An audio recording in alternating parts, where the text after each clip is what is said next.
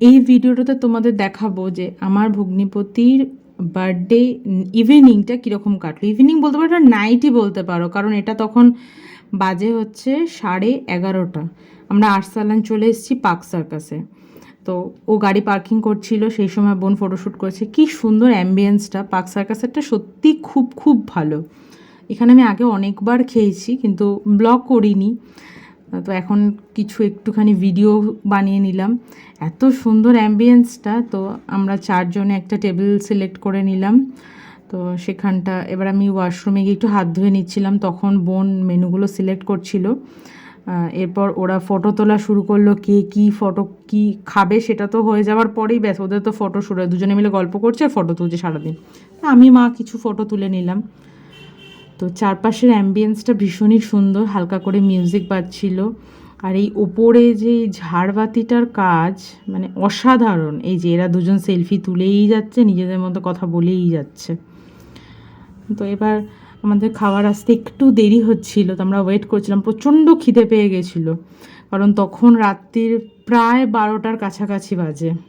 মানে ওর জন্মদিন শেষ হতে চলেছে, আমরা তখন খাবো।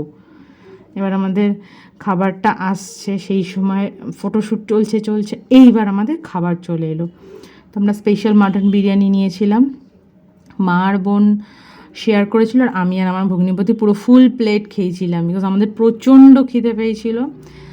আরসালান কোনো কথাই হবে না, আমাদের সব অনুষ্ঠানে শুধু আরসালান, কারণ আরসালানের বিরিয়ানির কোনো তুলনাই হয় না। আর খেতে এতটাই টেস্ট হয়, এতটাই আমার বেস্ট। আমার যে কোনো অকেশনে আরসালান আমি প্রেফার করি। তো আমি রাজুকে এটাই বললাম যে তুই অন্য কোথাও যাওয়ার থেকে আরসালানে চল, কারণ আরসালানের বিরিয়ানিটা ভীষণ টেস্টি। মানে তোমরা যদি বিরিয়ানি খেতে চাও তো আরসালানে এসো।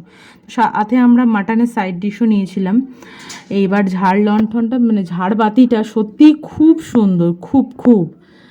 তো এটা একটু ছবি নিয়েছি। এরপর রাত্রে আমরা যখন ফিরছি তখন বাজে প্রায় 1:10 এরকম, মানে 1টার কাছাকাছি।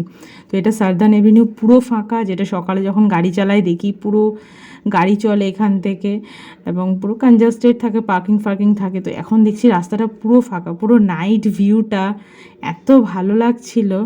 এবারে আস্তে আস্তে লেক গার্ডেন্স ব্রিজে উঠলাম। তো এটা আমার খুব একটা ফেভারিট রাস্তা, এটা পুরো ফাঁকা থাকে। এটাতে খুব সুন্দরভাবে ওয়েল মেনটেন, স্পিড মেনটেন করে গাড়ি চালানোই উচিত, কারণ এটাতে বেশি স্পিড তোলা উচিত না, কারণ হাই স্পিডে সব গাড়ি থাকে।